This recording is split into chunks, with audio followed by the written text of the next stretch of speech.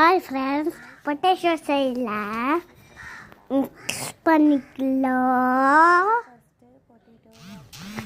கழுவிக்கலாம். தண்ணி வேணும்.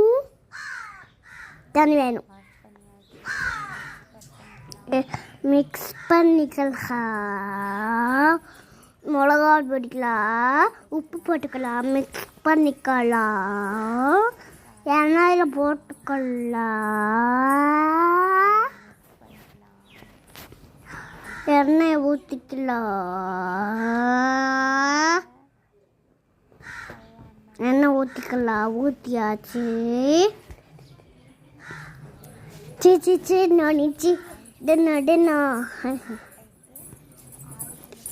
தட்டத்தில் வேக வச்சு சத்தத்தில் போட்டுக்கலாம்.